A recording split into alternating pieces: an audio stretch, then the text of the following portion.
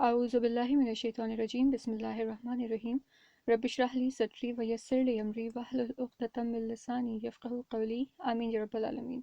Assalamu alaikum everyone. I hope all of you are doing great. Inshallah, today we are going to begin the third section of this foundation series, and here in this section we are going to start off with sentences. So in this first lesson, inshallah, we are going to set the foundation, and we are going to see how we can differentiate a sentence from a phrase, which is what we studied in the previous section. All right, and there were 7 phrases or fragments that we studied over there, and I hope that by now all of you must have understood all the concepts and the intricacies and subtleties of those fragments, inshallah. If you haven't, I would encourage you to watch the catch-up series, all right, and the section B, and of course you can also solve the worksheets that I have made for them, and inshallah this would help you to carry on or get the concepts as well as to apply them when you're reciting, inshallah. Okay, so without further ado, let's get on with our lesson number 1, in which we are going to learn how we can differentiate between a phrase and a sentence. So Rabbi Yasir, wala tu'assir, wa tamim bil khair, amin ya rabbal alameen. All right. I hope you know the definitions by now, that how you can define a phrase, or what sets a phrase apart from a sentence. Sentence is the collection of words that provides complete information. All right, so the reader is not left wondering what was actually the speaker telling you about. Okay, so it's a complete sentence, it's a complete information.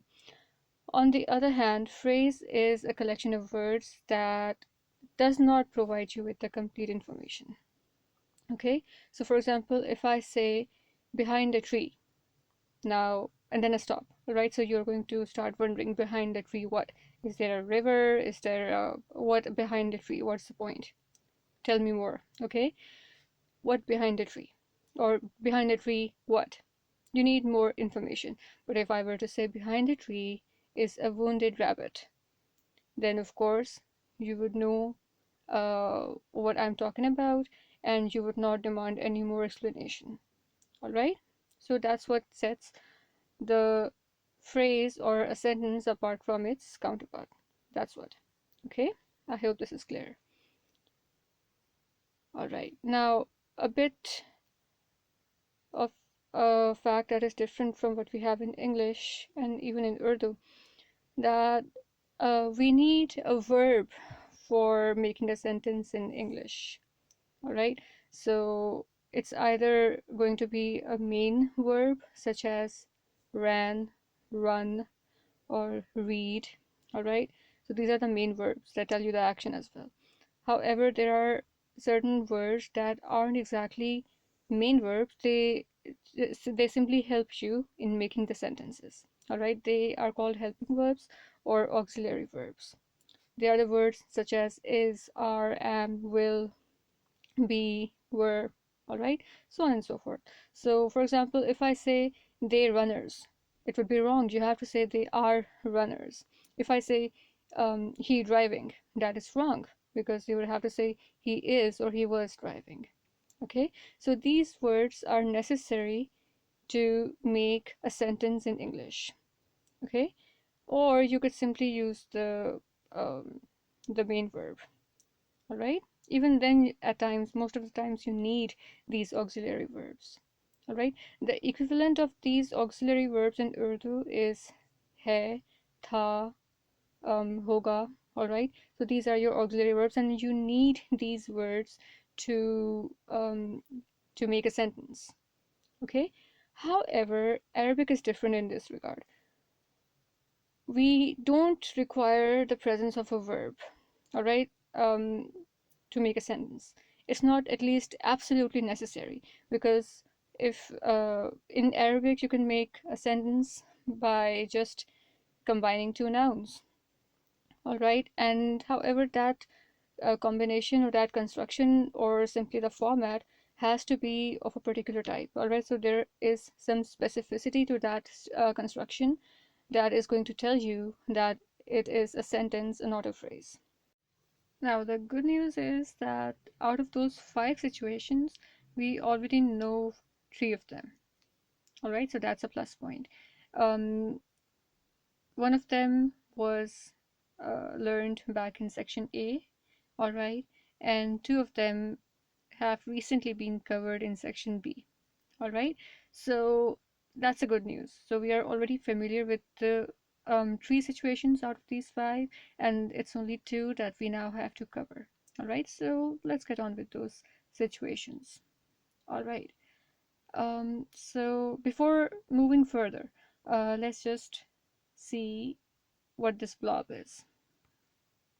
Okay, so we have our pentagon, and it is saying that the auxiliary verb is going to be placed at this blob. Okay, so of course, as I told you earlier on, that you require an auxiliary verb to make a sentence in English. All right. So of course, now in Arabic we don't really need an auxiliary verb, but in English we do. And the reason we need to know these situations with the location of these blobs is important, because when we know this thing that we're going to place the auxiliary verb, we can very easily translate these phrases or sentences accordingly. Okay, so that's how I have approached it. Okay, so let's begin. First of all, we have, all right, let's begin with the section A scenario. So we know this much, that whenever we see a rafa pronoun, we are going to place an imaginary auxiliary verb right after it. This is something that we did in section A. Okay, so huwa is he, so he is. Antum, all of you are. Okay, so we have practiced these things, these translations and the placement of the imaginary auxiliary verb right after the rafa pronouns. Okay, so how would you translate this? This would be translated as he is Zaid, huwa Zaidun.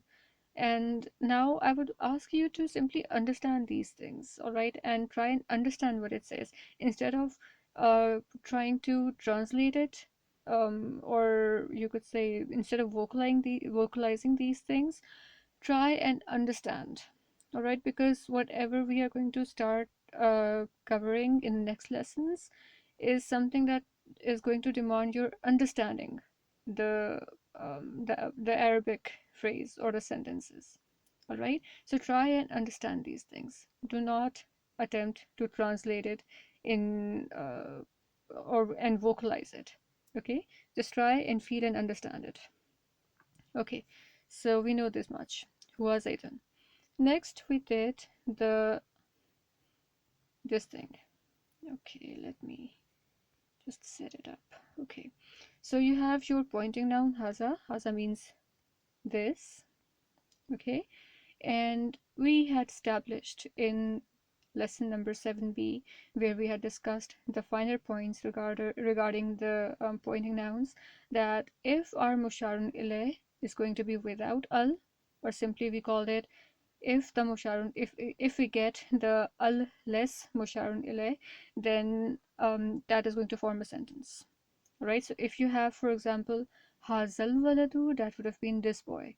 But if you do not have your musharun ilay as mu'arraf bilam, mu'arraf bilam is just a fancy word for an ism that has al prefixed with it. Okay, so if you say um, if you say more of bilam, that's what it means. So if I say hazal waladu, the word al waladu would be prefixed with al, which simply means that it is more of bilam, then that would dictate that it is a phrase and not a sentence. In order for this thing to be a sentence, we need our musharun ilay to be without al. Okay, so that's how you can translate it as a sentence. This is a boy here. Okay, and similarly haza qalamun. All right, our musharun ilay is al less, so we can very easily say that this is a pen. Zalik al kitabu. Okay, so that book. Okay, So that's what.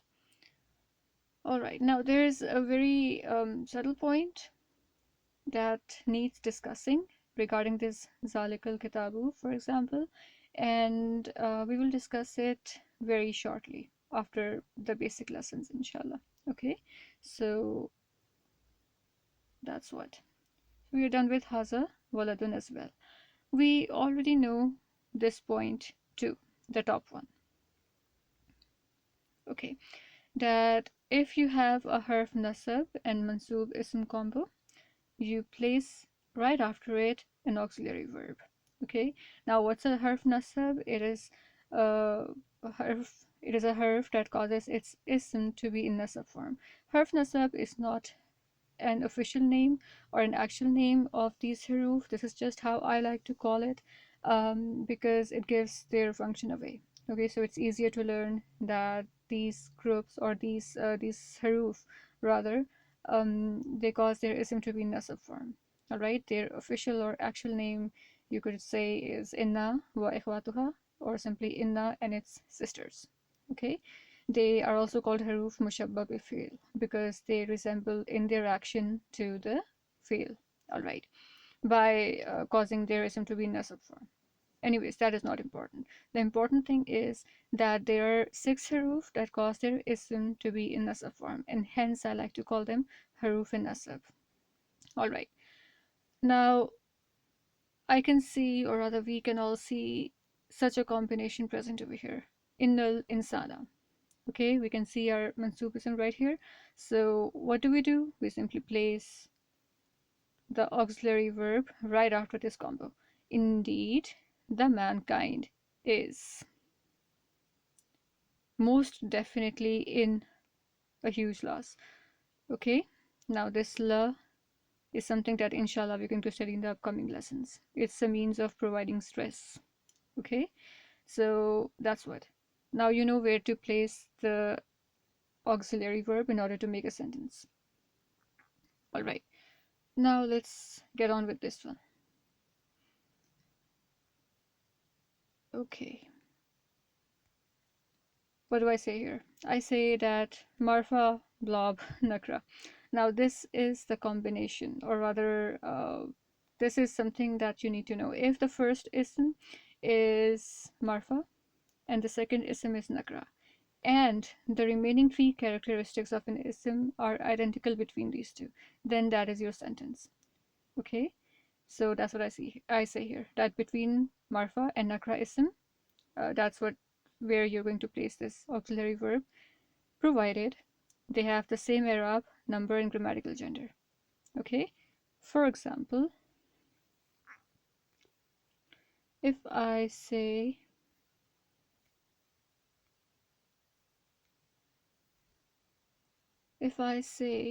al waladu, all right, al waladu salihu.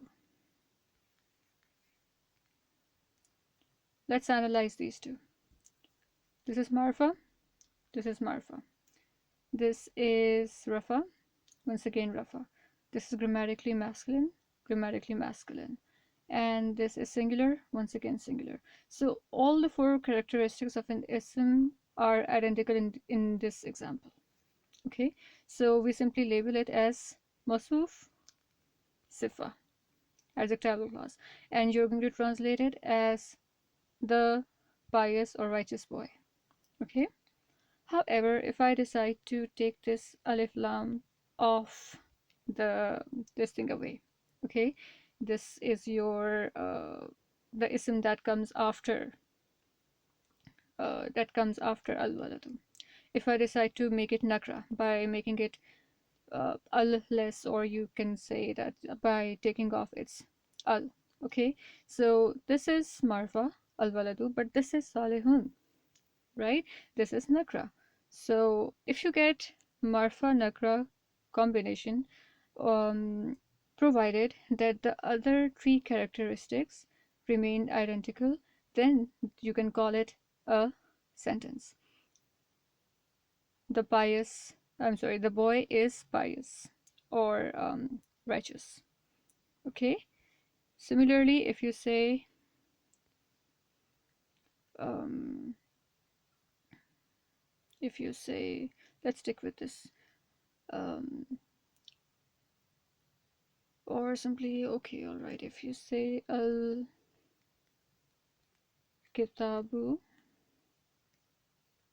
jadidun. Jadidun means new. Okay, what do you see? You see an ism which is singular. This is also singular. This one is rafa. This is also rafa. This is grammatically masculine. This is also masculine. This is marfa, but this one is nakra. So this thing has been met. So we can label it as a sentence. Al-Kitabu Jadidun. The book is new. And you're not going to say the new book. Because if this were a new book, it would have been Al-Kitabul Jadidu. Okay? All the four characteristics of the adjacent asma must match. But here only three characteristics are matching, but the status does not match. The first one is marfa, next one is nakra. That is your sentence. Okay, so I hope that this one is also clear. Now, how you can remember this is something that I used myself. And you know how in our alphabets in English we have L, M, N, O? All right, L, M, N, O, P, Q, R, S, T, and blah, blah. Okay, so M comes first, N comes next. And here M is for marfa, N is for nakra. So marfa comes first in a sentence and nakra comes next, or rather after marfa. Okay, so this is something that you can remember it with. I remember using it when I was learning Arabic. Okay, the beginners lessons, of course. All right, and this one is the final one, and I must say that when when I was watching Arabic with Husna, and this is a series by Nouman Ali Khan, and he's mentioned specifically that this situation has been detected or discovered by him. Okay, so this is something that he possesses the credits for. So what is this thing? It simply says that if you cannot ID any fragment, then it is a sentence. Now, I hope that you remember the fragments that we did previously. We studied jar majroor, we studied adjectival clauses, which was masuf sifa. Then we did the pointers, which was your ism ishara and musharun ilayh. And then we did muzaf alayh. All right, so these four were the basic ones. Then we also did the haruf nasab and their mansub ism, and then we did the connecting nouns and the haruf nida and all these things. But these are the major ones: mansub sifa, jar majroor, muzaf ilayh, and ism ishara and musharun ilayh. All right, so I hope that you remember and you understand these fragments now.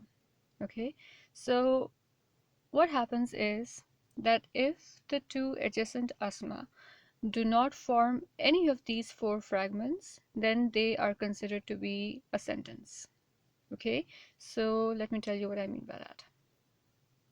All right, so we have the word alhamdu, and then we have the word lillah. All right, now first of all, this word lillah, which seems to be a single word, isn't actually a single word. It is a jar majroor fragment, which I hope you must have identified. It is li, all right, and then the word Allah, which is in jar form. So this lillahi is actually your jar majroor fragment. All right, all right. But as we have already established in the earlier lessons, that harf also is a type of word. Okay, so this word and this word, so we have to establish, because the word is alhamdu and the word right next to alhamdu is this fragment, is this letter li, or rather this word harf jar. Okay, so is there any relationship between these two?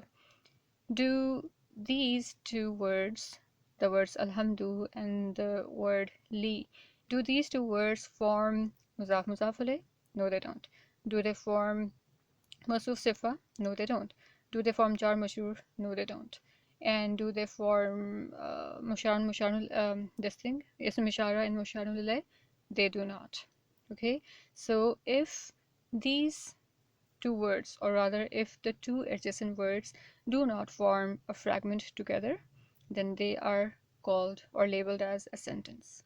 That is what you can see here, that we have the word alhamdu, and there isn't any link between alhamdu and this word li. So it can be very easily seen that you place a blob here, which simply means that you need to put your auxiliary verb right between these two words, and hence it would be the praise and gratitude is for Allah. Okay, so I hope that this is clear. Now, these are very common scenarios, all right?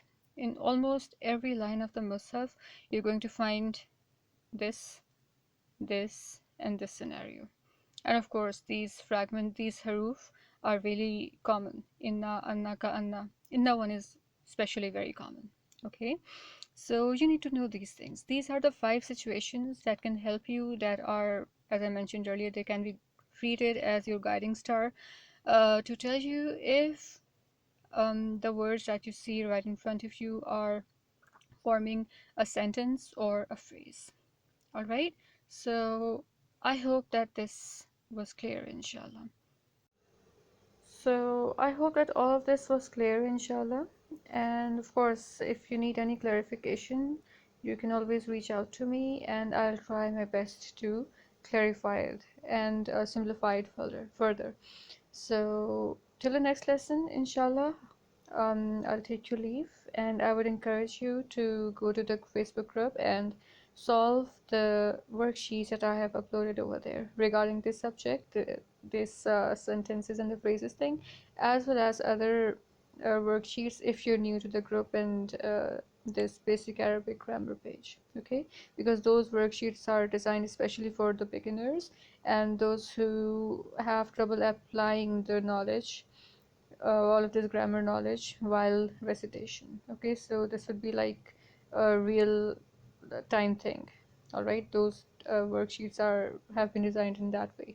All right, so I hope that you guys have understood it, and inshallah we'll see each other in the next lesson, where we'll be studying the structure of some sentences. All right, till that time, barakallahu li wa lakum fil Qur'an al Hakim. Allah Hafiz.